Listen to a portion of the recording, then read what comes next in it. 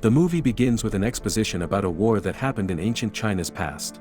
According to the story, there was a brutal warlord named Qiyu who brought destruction wherever he went. A young hero named Huang Di faced the warlord in battle. With the help of a certain supreme goddess, Huang Di gained the power of a dragon and defeated Qiyu. However, after the warlord's passing, he left behind a powerful weapon in the form of a demon robot. This robot was sealed in the land of Lulan. The people there continue to guard the weapon generation after generation. Unfortunately, in the present time, a certain Emperor Qin seeks to obtain the weapon and use it for his own plans. We get a short glimpse of Lulan and see a mysterious woman run across a hallway in front of a wall depicting the goddess. The woman jumps from a tall statue. Then the scene briefly cuts to an old master observing a metal ball. In the next scene, we see thousands of troops marching in the desert. All of them belong to Emperor Qin's army. We see one of our protagonists, Xiao Yu, observing the army alongside his comrades. They believe that the army is heading to a small town to find leads on the whereabouts of the demon robot. Xiao Yu orders his men to stay put until he has finished his own investigation. In the nearby town, we see a merchant advertising his services. He promises that anyone who avails his lesson will become the second best swordsman. When a person asks why only a second, the merchant points to a nearby wanted poster. He explains that the criminal known as Swordmaster Nia is the best in the world. What the merchant doesn't know is that the person he's talking about is silently walking behind the crowd. Only Xiao Yu notices him.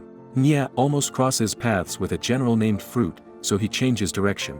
The general stops and smells his surroundings, noting that the scent of crime is in the air. In the next scene, we see another one of our main characters, Tian Ming. We see him load a special gun with corn, shoot the corn pellets in the air, and catch them with his mouth. From a vantage point, Tian Ming sees a mysterious woman being harassed by 3 of the emperor's men. He shoots 3 corn pellets at them, allowing the woman to make her escape. The emperor's men chase after the woman, so Tian Ming scans his surroundings and thinks of a way to stop the men. He fires precise shots that cause a chain reaction. The men end up getting hit by potted plants on their heads. After that, General Fruit shows up and mistakenly thinks that the men are chasing a cat. When Tian Ming heads back to the town market, he finds the place suspiciously empty. Then, he heads to his uncle's home. Tian Ming opens the front door, but he suddenly gets pulled by a machine that almost injures him. Tian Ming's uncle LV shows up and tells him to keep quiet as he frees the boy from the mechanical trap. Tian Ming tries to tell his uncle about what he did using the special gun. However, LV interrupts him and tells him to leave the place since enemies are coming. Suddenly, a mechanical lizard squeezes through the gap in the front door.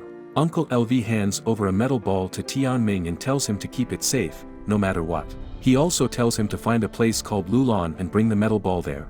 After that, Uncle LV places Tian Ming inside a small compartment and tells him to keep quiet regardless of what he hears or sees.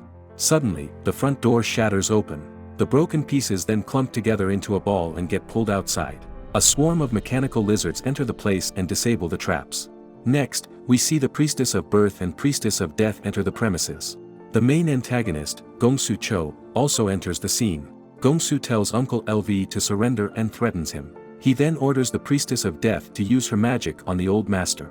The priestess restrains LV using magic. Gongsu asks LV where Tian Ming is, but he doesn't answer. The priestess then reads LV's mind, so she discovers that the kid is hiding behind the wall at the back. Gongsu discovers where Tian Ming is hiding and tells the kid to hand over the metal ball.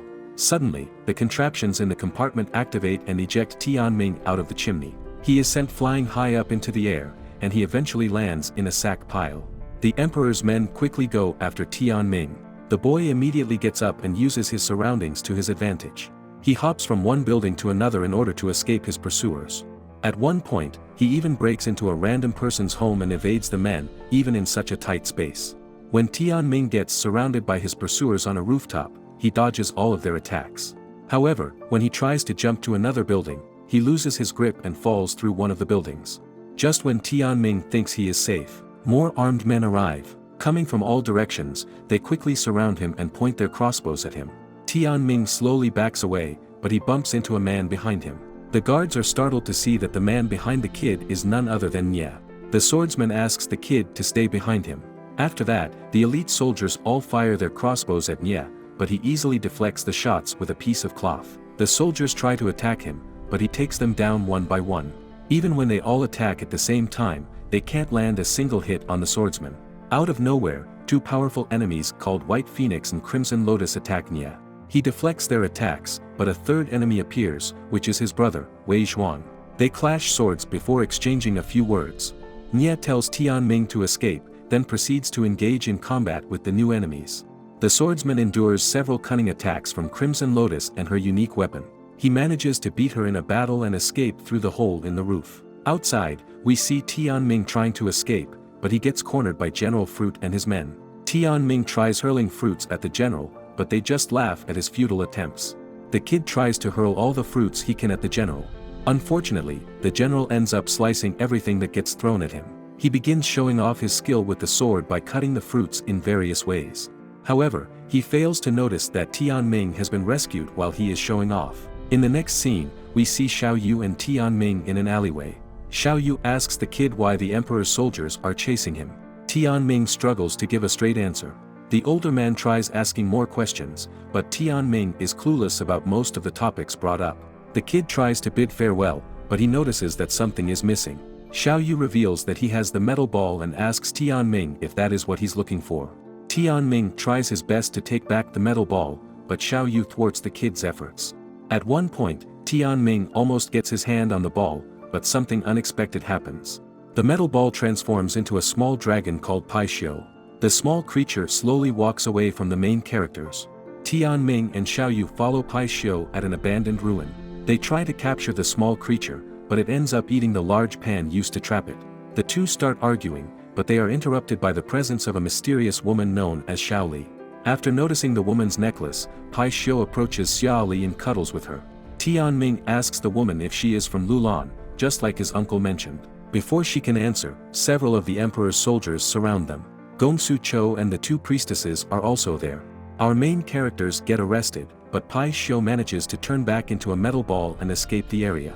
In the next scene, we see Wei Zhuang and Gongsu Chou talking in front of a large pool of sand. The sand in front of them changes from one form to another, depending on the topic they are discussing. The two characters talk about their plan to locate Lulan. They speculate that Uncle LV was an emissary sent to retrieve the dragon's soul, which is why he came to possess the metal ball. Gongsu also mentions that he discovered that the entrance to Lulan is hidden deep within the desert. The following day, we see Xiao Yu and Tian Ming inside a cage while on a giant ship. General Fruit gives them little food and laughs at them. The two main characters also notice that they are in the middle of the desert. Xiao Yu wonders where the ship could be headed. After the general walks away, Xiao Yun and Tian Ming get acquainted with each other. They also see Xiao Li getting escorted by soldiers to a different room. Later that day, Tian Ming tries to break out of the cage. Xiao Yu helps him out by bending the iron bars. However, they discover that the lock of the cage has already been broken.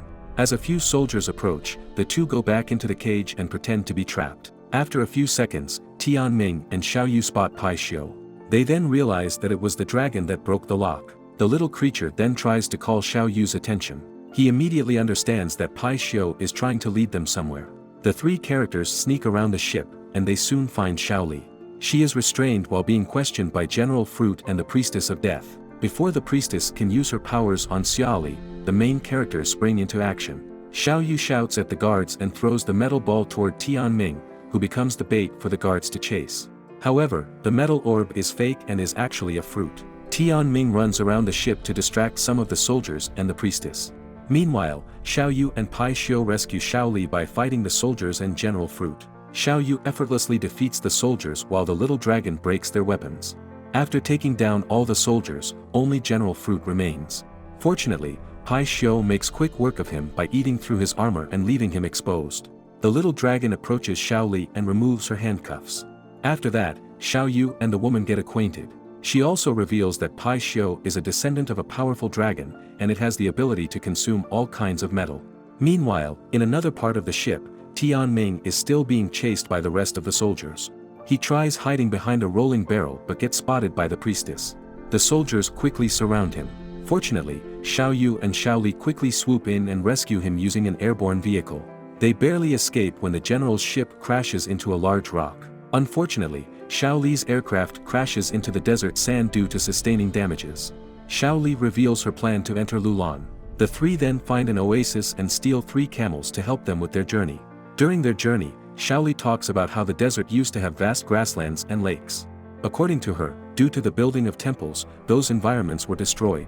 Later that night, while camping, Xiao Yu notices that Tian Ming's face has sunburned. Xiao Li uses her powers to cure it. Xiao Yu also notices Xiao Li's necklace and asks about it. She calls it the Tears of the Goddess. The next day the trio sees an extraordinary sight. They witness creatures called withered fish swim and jump from the sand. Xiao Li mentions that it's odd seeing so many of them since they don't usually surface. Moments later, they see the enemy ship coming towards them. Wei Zhuang spots the trio after he flies above them. The ship deploys several soldiers to go after them. Due to Tian Ming's quick thinking, they use an improvised raft to ride along the desert sand. The soldiers, along with General Fruit, relentlessly chase the trio in the desert. The sequence of scenes resembles a roller coaster ride. Throughout the chase, Xiao Yu and Xiao Li manage to take out a few soldiers. We see General Fruit and the Vice General close in on the trio. The general grabs Tian Ming, but Xiao Yu and Xiao Li manage to fight him off. They manage to remove the sail from the general's boat. However, Tian Ming and his friends crash into a rock, causing them to get hurled into the sand. The general's boat flies in the same direction as the trio and almost crushes them. Fortunately, Nia arrives and slashes the boat, saving Tian Ming and the others.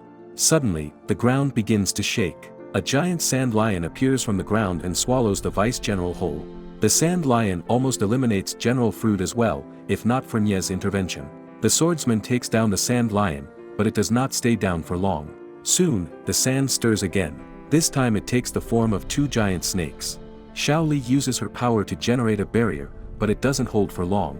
Tian Ming and everyone with him get swallowed by the ground. By the time Wei Zhuang's ship arrives at the scene, all they see is a whirlpool of sand. Gongsu comments that what they are looking at might be the entrance to Lulan. In the next scene, we see Xiao Yun waking up in a luxurious room. Tian Ming and Nia are in the same room as well. The three of them go to the balcony and see an amazing city view. A guard enters their room and greets them, welcoming them to the land of Lulan. The guard asks them to follow him to meet the high priestess. The main characters are then escorted to a holy temple. Before entering, the guard asks them to surrender their weapons first. Upon meeting the high priestess, she tells the guests about how they found them. She also shows them the metal ball and tells them that it is the dragon's soul that belongs to Lulan. She also asks them how they managed to locate Lulan. Tian Ming tells the high priestess that Xiao Li let them there. We then see the crowd react negatively to his statement. When they reveal that they are good friends with Xiao Li, the high priestess drops a large cage on them. She then accuses them of plotting to steal the demon robot. After arguing back and forth, the priestess reveals that Xiao Li is their captive. Moments later, our main characters discover that Xiao Li is wearing the same necklace that the warlord Qi Yu used to wear. They infer that she is a descendant of the evil warlord. Xiao Li denies the accusation, but the priestess does not believe her. Next, the high priestess announces the commencement of a certain ritual. She tells Tian Ming and his friends that they will be judged beside the crescent lake under the moonlight. Then, the next scene shows our main characters tied up, standing on top of a large statue's hand. Behind them are armed guards. Tian Ming tries arguing and even suggests that Nia fights the guards. Nia responds by telling the kid that doing so would only lead to more misunderstandings. The high priestess stands in front of the crowd and delivers a speech about the land's history. She then points to Tian Ming and the others and declares them as invaders related to Qi Yu. After that, she puts the dragon's soul in a stone socket on the statue's forehead. Upon doing so, the statue glows blue, and water begins flowing from the sides of the temple. The crowd cheers, but the celebration is quickly interrupted by loud noise. All of a sudden, Wei Zhuang appears on the shoulder of the statue. The priestess orders the guards to stop the intruders. Next, we see Crimson Lotus and White Phoenix, along with several of the emperor's men behind them. He easily takes down the Lulan guards. Gongsu Cho also appears before everyone and thanks them for helping him locate Lulan. He incapacitates the priestess and orders the soldiers to capture her. Even while restrained, Nia puts up a fight against the soldiers. He and Xiao Yu manage to break free and defeat the guards around them. However, when they look up, Wei Zhuang has already taken possession of the dragon's soul. Pai Xiu tries to escape Wei Zhuang's grasp but gets immediately captured again by the priestess of death and Gongsu. Wei Zhuang uses his sword to severely damage the statue's head. Nia tries to stop him, and they cross blades. However, Nia faces multiple elite enemies. Outnumbered, Nia ends up falling, and the rest of the statue crumbles. With nowhere else to go, Xiao Li, Xiao Yu, and Tian Ming jump into the lake below. They soon find themselves inside some magical underground cave. While resting, Tian Ming tries to get information out of Xiao Li. She maintains her stance that she is not a descendant of the warlord. Rather, she insists that she is only following the will of her goddess. Xiao Yu stops Tian Ming from questioning Xiao Li further and asks him to trust her. Afterward, Xiao Li tells them about the reality of what happened thousands of years ago. According to Xiao Li, Qiyu received a sword that was forged from a meteorite. He used it to bring peace to the land, but the same sword corrupted him. The warlord built several iron giants to take over the world. Only one hero, Huang Di, stepped up to fight Qiyu. Huang Di defeated Qiyu and destroyed all the iron giants except the one called the demon robot. Xiao Li also reveals that the supreme goddess transformed the key to the robot into the dragon soul, which is now Pai Xiu. In the next scene, we see Gongsu holding the weakened Pai Xiu. He takes out the dragon soul from the creature's body. After that, the weakened dragon crawls back into the arms of the high priestess. Next, we see Wei Zhuang and Gongsu entering the chamber containing the sword of Qiyu. Wei Zhuang tells his men to loosen the chains. The sword is then released from its constraints, and it immediately flies around the room, taking down several soldiers in the process. Eventually, the sword flies toward Wei Zhuang. He stops it from hitting his head with one hand, then he flips it over and wields it. While Wei Zhuang relishes his newfound power, the high priestess and Pai Xiu sneak out. Back at the underground cave, Xiao Li continues telling her friends about the suffering of the people. Xiao Yu and Tian Ming reassure her that they are on her side no matter what. After that, she tells them her plan to enter the room containing the demon robot. In the next scene, we see the trio sneaking around the Lulan temple, avoiding getting noticed by the emperor's soldiers. They manage to take out two soldiers guarding the entrance to the room of the demon robot. They successfully enter the large room and see a structure covered with gears. Xiao Li confirms that it is the stomach of the giant. We see Wei Zhuang fully absorb the power of the sword. He turns around and dashes toward the high priestess. He chokes and drops her from the edge of the platform. Fortunately, Nia arrives and catches the priestess in midair.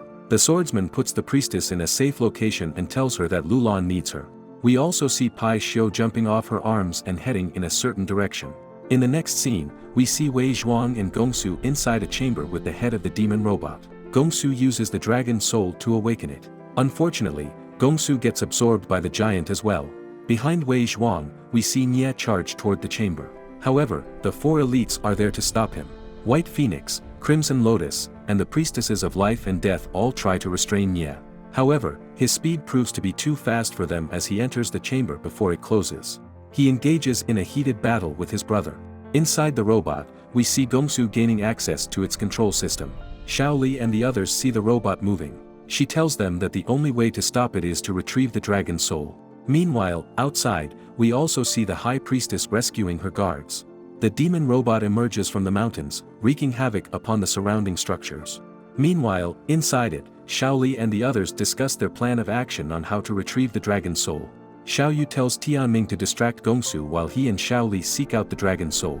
Outside, the battle between Wei Zhuang and Nia continues. We see the swordsman getting wounded by the powerful sword a few times, but he shows no signs of giving up. Back inside the robot, the trio figures out how to open the control chambers, and they come face to face with Gongsu. Xiao Yu and Xiao Li see a path toward the dragon soul. They proceed to jump on the levitating rings that lead to their target. Tian Ming, on the other hand, punches Gongsu straight in the jaw, knocking him out. Unfortunately, Gongsu is not down for the count. He gets back up and manages to restrain Tian Ming. The boy tries to kick Gongsu in the groin area, but his foot hits solid bronze plates instead. Next, we see two mechanical arms emerge from Gongsu's back, and he uses them to pummel Tian Ming. The boy only manages to escape Gongsu's grasp by headbutting him. While jumping on the rings, Xiao Li almost falls off. Fortunately, Xiao Yu manages to catch her. They also notice that the gaps between each ring are getting farther and farther. Xiao Yu decides to carry Xiao Lu on his back so they can guarantee success with each jump. For the final jump, Xiao Yu uses all his strength. However, the gap is still too far, so he throws Xiao Li toward the dragon's soul instead. As a result, we see him falling down into the pool of lava. Xiao Li wipes her tears and continues to walk toward the dragon's soul despite the extreme heat of the platform. Meanwhile, on the other side, we see Gongsu confronting Tian Ming again. This time he summons an army of mechanical lizards to assault the boy. Tian Ming resists the attacks, and he counters by biting Gongsu's behind. Surprisingly, we see Xiao Yu suspended in midair and still alive. Pai Xiu is carrying him with all her strength. Then, we see Xiao Li close to the dragon soul, but the heat is proving too much for her to handle. She looks back and sees Xiao Yu trying his best to prevent the rings from closing. Outside, we see a fight breaking out between the soldiers and Lulan guards. Then, at the top of the temple, the fight between Wei Zhuang and Nia is about to reach its climax. But before that, we go back inside the robot and witness Xiaoli lose her strength before she can grab the dragon's soul. Her necklace falls to the ground and shatters. By some miracle, Xiaoli perseveres through the heat and grabs the dragon's soul. Behind her, we see Pai Xiu flying as fast as she can and then transforming into a bigger, more majestic dragon. Pai Xiu lets Xiaoli and Xiaoyu ride her as they soar through the air and save Tian Ming after he gets pushed by Gongsu. The High Priestess and the Lulan citizens look to the skies in amazement. The scene goes back to the fight between Wei Zhuang and Nia. Wei Zhuang unleashes a powerful attack using the cursed sword, and Nia blocks it. A few seconds later, Nia unleashes a skillful counterattack and stabs his brother in the chest, ending the fight. Wei Zhuang falls off the edge of the platform just as the rest of the main characters arrive and meet with Nia. Xiaoli grabs the cursed sword, and it accepts her. She then flies up with Pai Xiu to face the demon robot by herself. She flies around it to get Gongsu's attention. Gongsu tries to command the robot to strike at a nearby prison, but Xiaoli and Pai Xiu block the strike with their power. Because of that, the Lulan citizens in prison manage to escape with their life. Xiaoli continues to fight with the demon robot. She gets off Pai Xiu and runs up the robot's arm. When she reaches its shoulders, she delivers a strike that dislocates the entirety of its right arm. She hops back onto Pai Xiu, and together they fly as high up as they can. While high above the robot, Xiaoli and Pai Xiu dive down as fast as they can and plow straight through the demon robot, petrifying it. The people of Lulan cheer as the demon robot meets its end. After the dust has settled, the heroes meet up with the High Priestess. They also see Xiaoli. She catches them off guard when she bids farewell and evaporates into golden dust.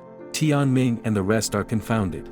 The High Priestess tells them that Xiaoli is the manifestation of the tears of the goddess all along. Tian Ming asks if they will ever see Xiaoli again. The priestess tells them about a prophecy. She tells them that one day, no matter how long it has been, departed friends will meet again when the crescent lake turns into a full moon lake.